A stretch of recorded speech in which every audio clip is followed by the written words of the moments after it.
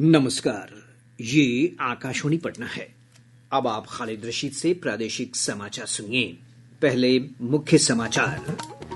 मौसम विभाग ने अगले 24 घंटों के दौरान औरंगाबाद, बांका, भागलपुर, गया, जमुई, कटिहार, मुंगेर, नवादा और रोहतास समेत 17 जिलों में तेज हवा के साथ अत्यधिक भारी बारिश का अलर्ट जारी किया। प्रधानमंत्री नरेंद्र मोदी आज नई दिल्ली में 32वें अंतर्राष्ट्रीय कृषि अर्थशास्त्री सम्मेलन का शुभारंभ करेंगे। मुख्यमंत्री नीतीश कुमार इको पर्यटन के विकास के लिए नवादा जिले के ककोलत जल प्रपात में पर्यटकीय सुविधाओं का आज करेंगे लोकार्पण। और आकलन वर्ष 2024-25 के लिए 31 जुलाई तक रिकॉर्ड 7 करोड़ 28 लाख आयकर रिटर्न दाखिल किए गए। अब समाचार विस्तार से। मौसम विभाग ने अगले 24 घंटों के दौरान औरंगाबाद, बांका, भागलपुर, गया, जमुई, कटिहार, मुंगेर, नवादा और रोहतास जिले में कुछ स्थानों पर तेज हवा के साथ अत्यधिक भारी बारिश की चेतावनी जारी की है। इन जिलों के लिए रेड अलर्ट जारी किया गया है।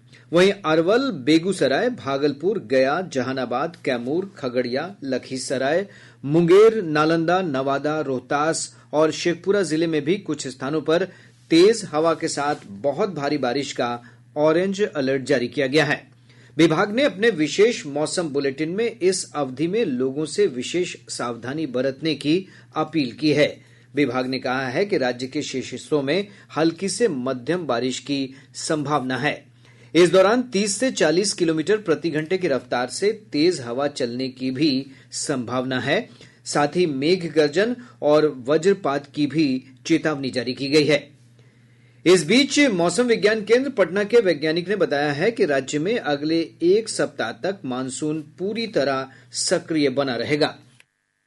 पूरे बिहार में अगले 24 से 48 घंटों में वर्षा होने एवं दक्षिण पूर्व भाग के 1-2 स्थानों पर भारी वर्षा का भी पूर्वानुमान। तापमान में कमी एवं व्यापक क्षेत्र में वर्षा होने के कारण किसानों के लिए लाभदायक होगा। बिहार राज्य आपदा प्रबंधन विभाग ने अत्यधिक भारी बारिश की आशंका को देखते हुए संबंधित जिलाधिकारियों को अलर्ट जारी किया है। विभाग के विशेष कार्य पदाधिकारी अविनाश कुमार ने जिलाधिकारियों से किसी भी आकस्मिक स्थिति से निपटने के लिए आवश्यक तैयारी करने के साथ ही अलर्ट मोड में रहने के निर्देश दिए हैं। विभाग ने इस दौरान किसी भी सहायता के लिए टोल फ्री नंबर 1070 और हेल्पलाइन नंबर 06122294-204 और 2294-205 जारी किए हैं। प्रधानमंत्री नरेंद्र मोदी आज नई दिल्ली में 32वें अंतर्राष्ट्रीय कृषि अर्थशास्त्री सम्मेलन का शुभारंभ करेंगे। वे इस अवसर पर उपस्थित लोगों को संबोधित भी करेंगे। भारत में इस सम्मेलन का आयोजन 65 वर्ष बाद हो रहा है। एक रिपोर्ट।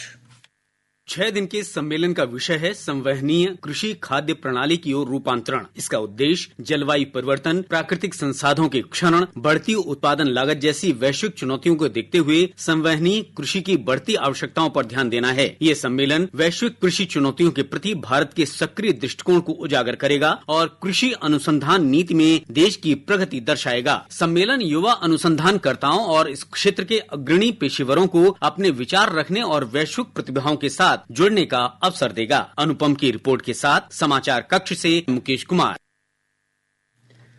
मुख्यमंत्री नीतीश कुमार आज इको पर्यटन के विकास के लिए नवादा जिले के ककोलत जल प्रपात में पर्यटकीय सुविधाओं का लोकार्पण करेंगे। इसके साथ ही 1.5 वर्षों से बंद जल प्रपात को लोगों के लिए खोल दिया जाएगा।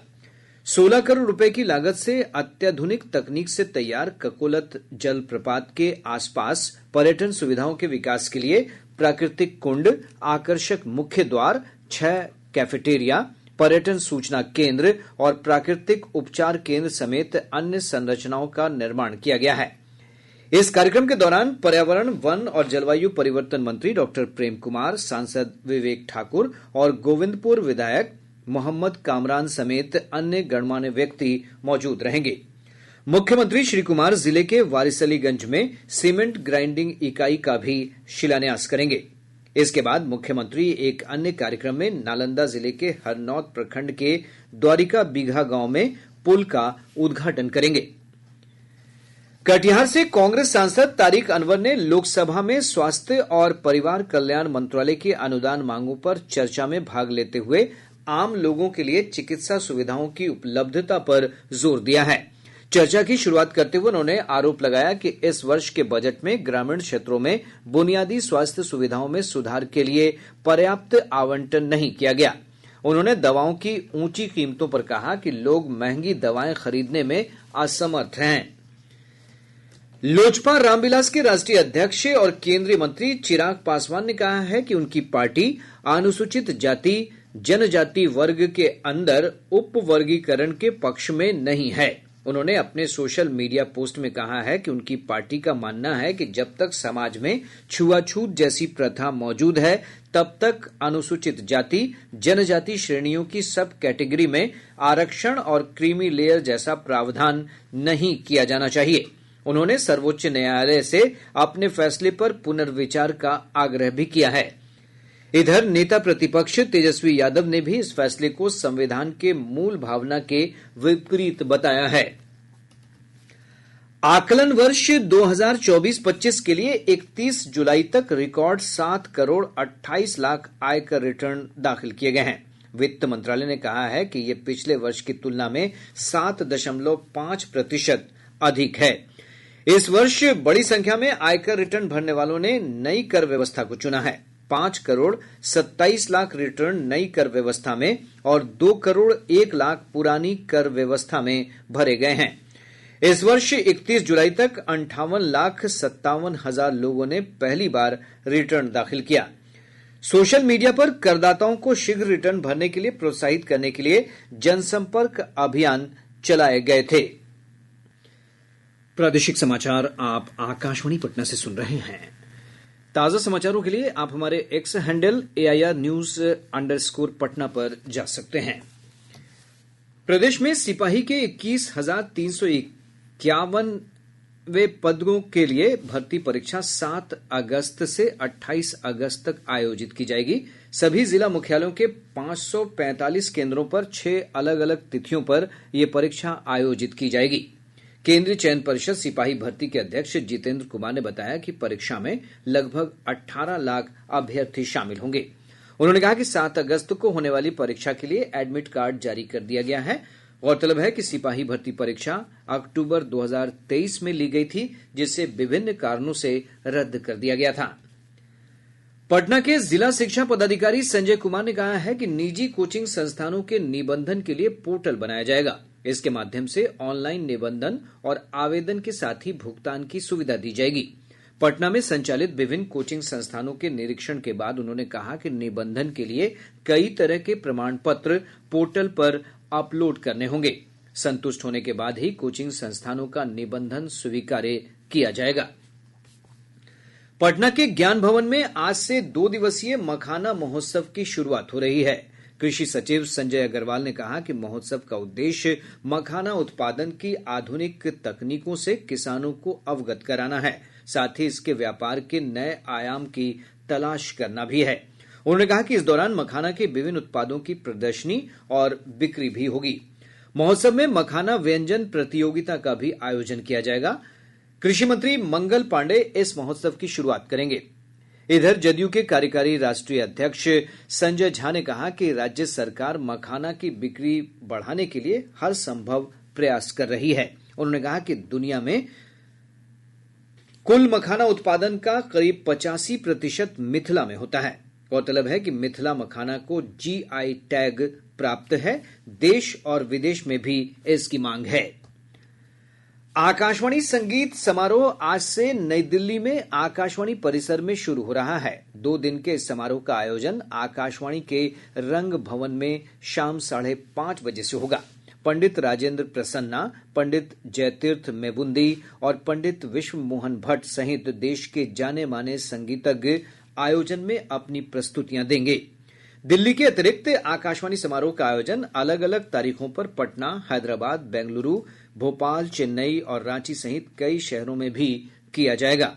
लोक सेवा प्रसारक के आदर्शों पर संस्थापित आकाशवाणी देश के सांस्कृतिक विरासत के संरक्षण और विविध संस्कृति को सशक्त बनाने में महत्वपूर्ण भूमिका निभाता रहा है। पेरिस ओलंपिक खेलों के 8वें दिन आज भारत की नारी शक्ति का प्रदर्शन होगा। भारतीय खिलाड़ी निशानेबाजी, तीरंदाजी, मुक्केबाजी, नौकायन और गोल्फ की स्पर्धा में अपनी मजबूत दावेदारी पेश करेंगे। एक रिपोर्ट। शुक्रवार का दिन भारत के लिए कुछ अच्छे परिणाम लेकर आया। बैडमिंटन की पुरुष एकल स्पर्धा में लक्ष्य सेन ने चाइनीज ताइपेई के चियान चेनचाओ को 19-21, 21-15, 21-12 से एक रोमांचक मैच में हराकर सेमीफाइनल में प्रवेश किया। आकाशवाणी से बात करते हुए लक्ष्य सेन, यही कहना चाहूंगा कि सेकंड एंड थर्ड गेम में जैसा मैं खेला मैं खुश हूँ उससे एंड यस मैं आगे आने वाले मैचेस में भी अपना मोमेंटम कैरी करना चाहता हूँ। लक्ष्य सेन का सेमीफाइनल मुकाबला 4 अगस्त को टोक्यो ओलंपिक खेलों के स्वर्ण पदक विजेता और दूसरी वरीयता प्राप्त डेनमार्क के विक्टर एक्सेलसन से होगा। पुरुष हॉकी में कल भारत ने म्यूनिक ओलंपिक खेलों के बाद पहली बार ऑस्ट्रेलिया को ओलंपिक खेलों में हराया। स्कोर रहा 3-2। 4 अगस्त को क्वार्टर फाइनल में भारत का मुकाबला होगा ग्रेट ब्रिटेन से। 25 मीटर पिस्टल शूटिंग के महिला वर्ग में 590 के स्कोर के साथ दूसरे स्थान पर रहकर मनु भाकर आज पेरिस ओलंपिक खेलों में अपने तीसरे पदक पर निशाना लगाएंगी। आज आर्चरी में भजन कौर के सामने होंगी इंडोनेशिया की दियानंदा चोरुनीसिया और दीपिका कुमारी के सामने होंगी जर्मनी की मिशेल क्रोपेन। ये दोनों महिला वर्ग का एलिमिनेशन राउंड का अगला मुकाबला खेलेंगी। सेलिंग में नेत्रा कुमानन और विष्णु सर्वनन डिंगी में आज अपनी 5वीं और 6ठी रेस लगाएंगे। मुक्केबाजी के 71 किलो के क्वार्टर फाइनल मुकाबले में आज निशान देव का मुकाबला होगा मैक्सिको के मार्को अलोंसो बर्डे अल्वारेज से। महिलाओं की स्कीट निशानेबाजी में रईजा ढिलो और माहेश्वरी चौहान आज चैट्रू शूटिंग रेंज में अपने निशाने लगाएंगी। पेरिस से मैं महेंद्र सिंह लालस। पूर्वी चंपारण जिले की महुआवा पंचायत की मुखिया सुनीता देवी को नई दिल्ली में आयोजित होने वाले स्वतंत्रता दिवस कार्यक्रम में शामिल होने के लिए प्रधानमंत्री कार्यालय की ओर से आमंत्रित किया गया है। सुनीता देवी को पंचायत में बेहतर विकास कार्य के लिए सम्मानित किया जाएगा। अब बिहार से प्रकाशित प्रमुख समाचार पत्रों की सुर्खियां। आज के सभी समाचार पत्रों ने नीट मामले में सर्वोच्च न्यायालय के फैसले को प्रमुखता से प्रकाशित किया है। हिन्दुस्तान ने इस खबर का शीर्षक लगाया है, नीट में धांधली नहीं हुई पर एनटीए सुधार करे। दैनिक जागरण ने मेट्रो से जुड़ी खबर को तरजीह देते हुए लिखा है, हरमंदिर साहिब, गुरुद्वारा और एयरपोर्ट भी जुड़ेंगे मेट्रो रूट से। दैनिक भास्कर ने ट्राई के नए नियम पर लिखा है, मोबाइल नेटवर्क गायब हुआ तो कंपनियां ग्राहकों को हर्जाना देंगी। प्रभात खबर ने ईडी की कार्रवाई को प्रमुखता देते हुए लिखा है, संजीव हंस और गुलाब यादव पर उत्पीड़न के आरोप में महिला से पूछताछ। और अब अंत में मुख्य समाचार एक बार फिर। मौसम विभाग ने अगले 24 घंटों के दौरान औरंगाबाद, बांका, भागलपुर, गया, जमुई, कटिहार, मुंगेर, नवादा और रोहतास समेत 17 जिलों में तेज हवा के साथ अत्यधिक भारी बारिश का अलर्ट जारी किया।